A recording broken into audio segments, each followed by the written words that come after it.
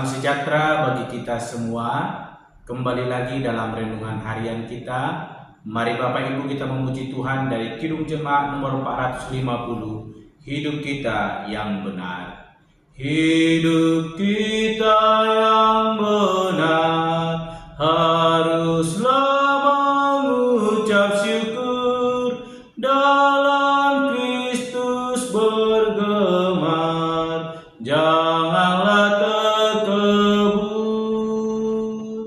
Dalam susah pun senang, dalam segala hal aku bermazmur dan ucap syukur, itu kehendaknya. Amin. Mari Bapak Ibu kita membuka Alkitab kita dari kitab Kejadian pasal 41 ayat ke-25 sampai dengan ke-36. Demikianlah firman Tuhan. Lalu kata Yusuf kepada Firaun, kedua mimpi tuanku Firaun itu sama. Allah telah memberitahukan kepada tuanku Firaun apa yang hendak dilakukannya. Ketujuh ekor lembu yang baik itu ialah 7 tahun, dan ketujuh bulir gandum yang baik itu ialah 7 tahun juga. Kedua mimpi itu sama. Ketujuh ekor lembu yang kurus dan buruk yang keluar kemudian maksudnya 7 tahun. Demikian pula ketujuh bulir gandum yang hampa dan layu oleh angin timur itu maksudnya akan ada 7 tahun kelaparan. Inilah maksud perkataanku ketika aku berkata kepada tuanku Firaun, Allah telah memperlihatkan kepada tuanku Firaun apa yang hendak dilakukannya. Ketahuilah tuanku, akan datang 7 tahun kelimpahan di seluruh tanah Mesir. Kemudian akan timbul 7 tahun kelaparan, maka akan dilupakan segala kelimpahan itu di tanah Mesir, karena kelaparan itu mengurus keringkan negeri ini. Sesudah itu akan tidak kelihatan lagi bekas-bekas kelimpahan di negeri ini karena kelaparan itu, sebab sangat hebatnya kelaparan itu. Sampai 2 kali mimpi itu diulangi bagi tuanku Firaun, berarti hal itu telah ditetapkan oleh Allah dan Allah akan segera melakukannya. Oleh sebab itu, baiklah tuanku Firaun mencari seorang yang berakal budi dan bijaksana dan mengangkatnya menjadi kuasa atas tanah Mesir. Baiklah juga tuanku Firaun berbuat begini, yakni menempatkan penilik-penilik atas negeri ini, dan dalam ke-7 tahun kelimpahan itu memungut 1/5 dari hasil tanah Mesir. Mereka harus mengumpulkan segala bahan makanan dalam tahun-tahun baik yang akan datang ini, dan di bawah kuasa tuanku Firaun menimbun gandum di kota-kota sebagai bahan makanan serta menyimpannya. Demikianlah segala bahan makanan itu menjadi persediaan untuk negeri ini dalam ke-7 tahun kelaparan yang akan terjadi di tanah Mesir, supaya negeri ini jangan binasa karena kelaparan itu. Amin. Bapak Ibu, saudara-saudara yang terkasih di dalam nama Tuhan Yesus Kristus, kita kembali merenungkan firman Tuhan, bagaimana rencana Tuhan yang terjadi dalam kehidupan Yusuf, yang dimana dalam setiap kehidupannya dia mengalami penderitaan, mulai daripada saudara-saudaranya sampai ia harus dijual menjadi budak, dan ketika ia menjadi budak ia harus ditipu, ia harus dijebak, sehingga ia harus mengalami penderitaan di dalam penjara. Namun kita melihat kasih Tuhan tidak pernah meninggalkan Yusuf. Sekalipun ia di dalam penjara, Tuhan tetap menjadikan dia menjadi orang yang baik, menjadi orang yang boleh dipakai, bahkan dijadikan menjadi asisten rumah tangga kepala penjara. Bapak Ibu, saudara-saudara yang dikasihi dalam nama Tuhan Yesus Kristus, sebagaimana kita telah renungkan semalam, mungkin ada waktunya Yusuf akan mengalami kekecewaan kepada Tuhan, sebab ia telah sungguh-sungguh percaya kepada Tuhan. Namun Tuhan tetap mengizinkan penderitaan itu semakin berlarut dalam kehidupan Yusuf. Namun kita melihat Yusuf tetap berpegang kepada Tuhan. Ia tidak pernah melupakan Tuhan Allah yang ia percaya. Ia tetap mengandalkan Tuhan. Sebagaimana kita melihat ketika ia dipanggil oleh Raja Firaun, ia berkata bahwa Tuhanlah yang akan menerjemahkan arti mimpi itu, bukanlah dia.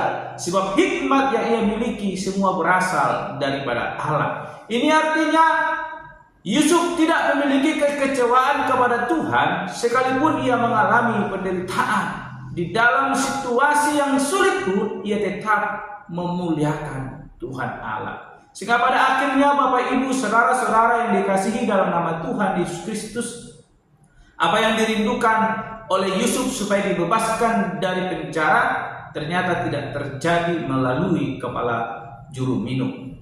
Namun akhirnya Tuhan memiliki rencana yang luar biasa. Sehingga hari ini tema firman Tuhan yang saya berikan yaitu jangan melupakan Tuhan. Sekali lagi, jangan melupakan Tuhan. Dan poin terpentingnya kita pegang supaya kita tidak melupakan Tuhan, yaitu melibatkan Tuhan dalam setiap segi kehidupan kita. Sebagaimana yang dialami oleh Yusuf. Jikalau mungkin karena keegoisannya, dia dipanggil sebab juru minum mengingat dia kembali bahwa Yusuf mampu mengartikan mimpi. Sehingga ia dipanggil. Mungkin dengan keegoisan dia akan berdiri dengan tegak. Dia akan berkata, saya mampu menerjemahkan itu tanpa mengandalkan Tuhan. Sebab dia telah kecewa, dia harus dipenjara. Tetapi dia tidak berkata demikian. Dia tetap memuliakan Tuhan. Mengatakan bahwa Tuhanlah yang akan menerjemahkan itu.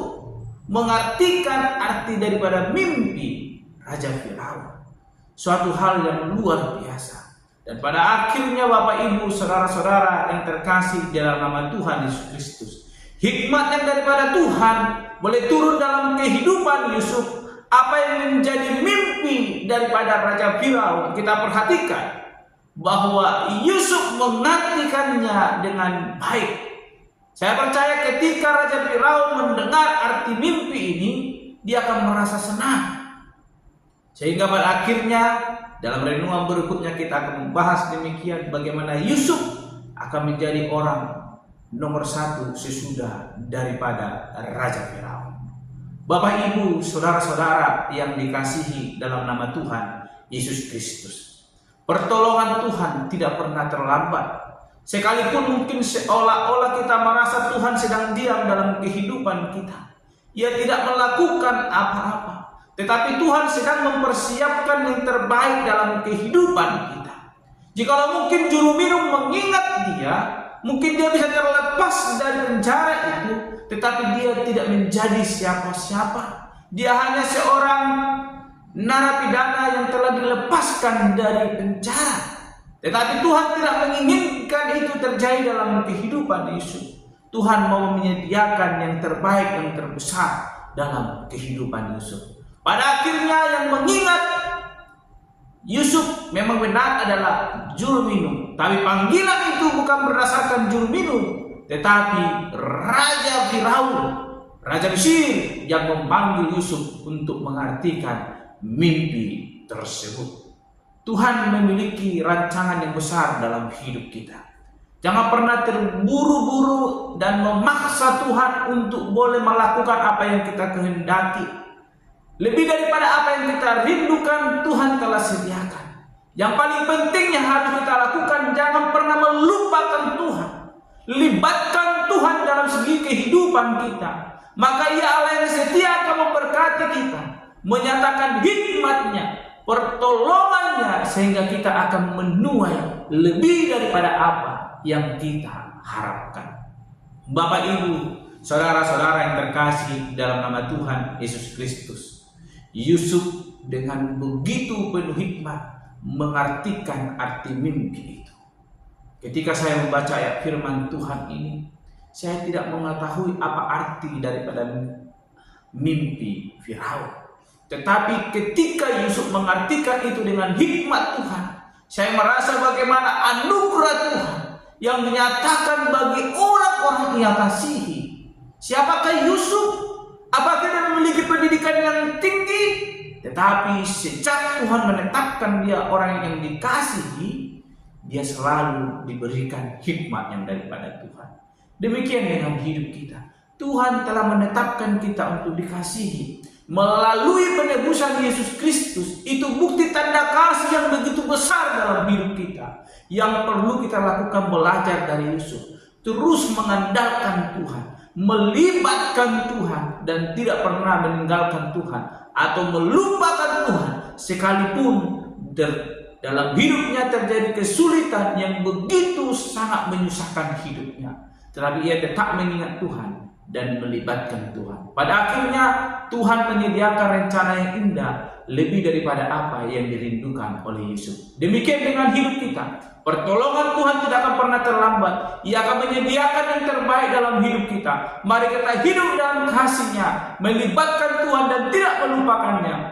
Maka Tuhan akan turut bekerja, memberikan yang terbaik dalam hidup kita, sehingga kita akan bersorak-sorai, bersukacita karena pertolongan Tuhan nyata dalam hidup kita. Amin. Jangan lupakan Tuhan, libatkan Tuhan dalam hidup kita dan senantiasa bersyukur. Sebagaimana pujian kita tadi berkata bahwa hidup kita haruslah mengucap syukur, baik dalam susah dan senang, dalam segala hal.